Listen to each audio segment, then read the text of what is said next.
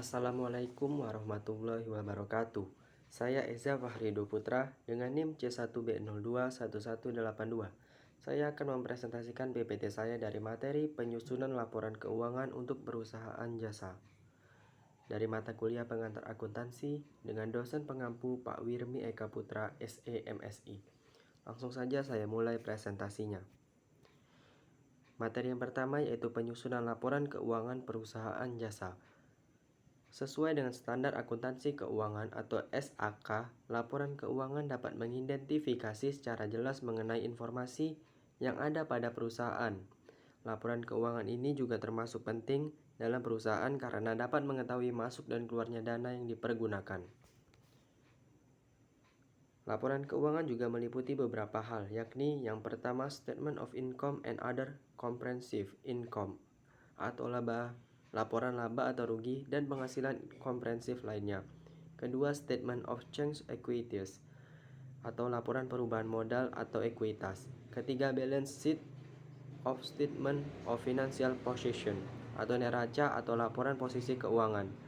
Yang keempat, Statement of Cash Flow atau laporan arus kas. Kelima, Notes to Financial Statement atau catatan atas laporan keuangan.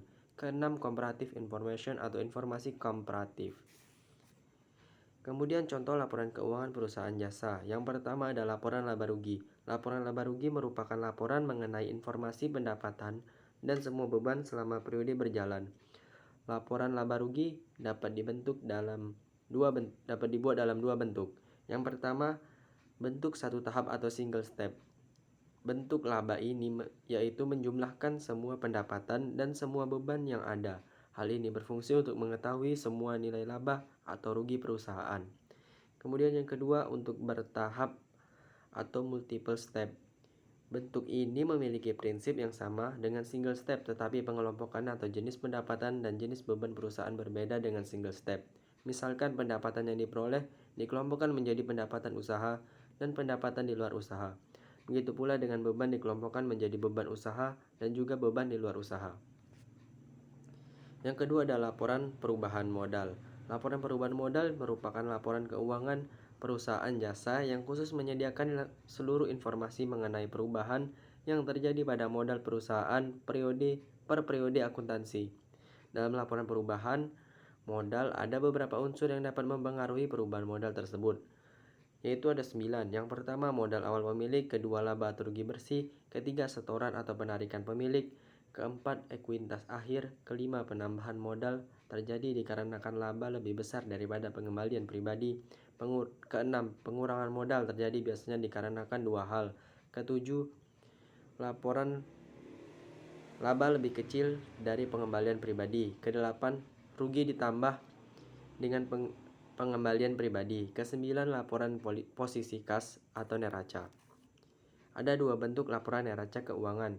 Yang pertama bentuk sekontro atau bentuk T. Neraca ini dibentuk dengan mengelompokkan aktiva atau harta pada kolom sebelah kiri serta mengelompokkan kewajiban serta modal yang diletakkan pada kolom sebelah kanan. Yang kedua bentuk Staffel.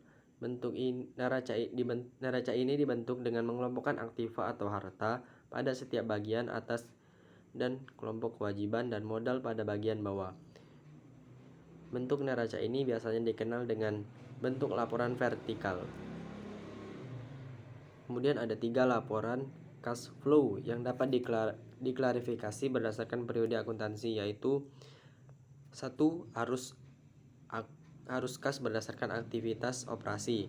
Kas ini didapat dari transaksi dan aktivitas yang mempengaruhi laba rugi bersih perusahaan. Hal ini disebabkan karena terkaitan dengan pendapatan perusahaan. Kemudian yang kedua, arus kas berdasarkan aktivitas investasi. Arus kas ini berdasarkan aktivitas investasi yang menyediakan informasi tentang penerimaan dan pengeluaran kas yang berkaitan dengan sumber daya, yaitu bertujuan untuk menghasilkan pendapatan dan cash flow di masa yang akan datang. Yang ketiga, arus kas berdasarkan aktivitas pendanaan. Arus kas ini dipergunakan untuk mengklaim arus kas di masa yang akan datang oleh para investor. Kemudian materi kedua yaitu jurnal pembalik. Jurnal pembalik adalah jurnal untuk membalik jurnal penyesuaian yang menimbulkan akun neraca. Jika tidak dibalik, akan terjadi akun ganda. Dengan kata lain, Jurnal yang memiliki istilah lain reverse entry ini yang dibuat pada awal periode akuntansi berikutnya untuk membalik jurnal penyesuaian yang menimbulkan perkiraan real baru. Jurnal ini merupakan jurnal yang sengaja dibuat untuk membalik beberapa jurnal penyesuaian tertentu yang sudah disusun pada periode sebelumnya. Penyusunan jurnal ini dalam proses atau siklus akuntansi adalah opsional. Artinya, kita boleh membuat jurnal pembalik dan kita juga tidak boleh membuat jurnal pembalik. Kita boleh tidak. Kemudian ada pun fungsi dibuatnya jurnal pembalik ini antara lain untuk yang pertama mempermudah pencatatan transaksi pada awal periode akuntansi yang baru, terutama yang berhubungan dengan ayat jurnal penyesuaian. Kedua, menyederhanakan penyusunan jurnal pada periode akuntansi berikutnya. Jurnal pembalik dapat memberikan manfaat bila perusahaan membuat ayat jurnal yang jumlahnya banyak.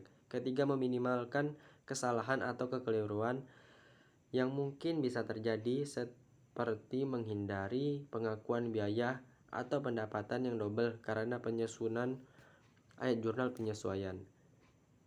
Kemudian akun yang membutuhkan jurnal pembalik yaitu ada 5. Yang pertama, beban yang masih harus dibayar, yaitu beban yang masih harus dikeluarkan atau dibayar oleh perusahaan pada akhir periode akuntansi sehingga beban tersebut masih akan berlanjut pada periode akuntansi berikutnya. Kedua, beban yang dibayar di muka atau jika tercatat sebagai beban. Beban dibayar di muka adalah beban yang sudah dibayarkan namun belum dicatat, seperti beban pada periode tersebut.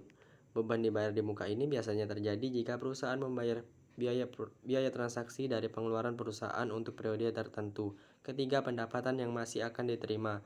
Pendapatan yang masih akan diterima adalah pendapatan yang sudah terjadi, namun karena beberapa alasan belum diakui sebagai pendapatan perusahaan. Keempat, pendapatan yang diterima di muka atau jika tercatat sebagai pendapatan. Pendapatan diterima di muka adalah pendapatan yang diterima oleh perusahaan pada awal transaksi yang belum dilakukan kepada pelanggan. Kelima, yaitu pemakaian atas perlengkapan atau bila tercatat sebagai beban. Perlengkapan yang digunakan secara terus-menerus oleh perusahaan kemudian dicatat sebagai beban dalam ayat jurnal penyesuaian. Kemudian contoh transaksi jurnal pembalik yaitu ada 4. Yang pertama, beban dibayar di muka. Kedua, pendapatan diterima di muka. Ketiga, beban yang belum dibayar. Keempat, pendapatan yang belum diterima. Mungkin itu saja yang dapat saya sampaikan untuk materi kali ini. Lebih dan kurangnya saya mohon maaf. Saya akhiri, wabillahi taufiq wal hidayah. Wassalamualaikum warahmatullahi wabarakatuh. Terima kasih.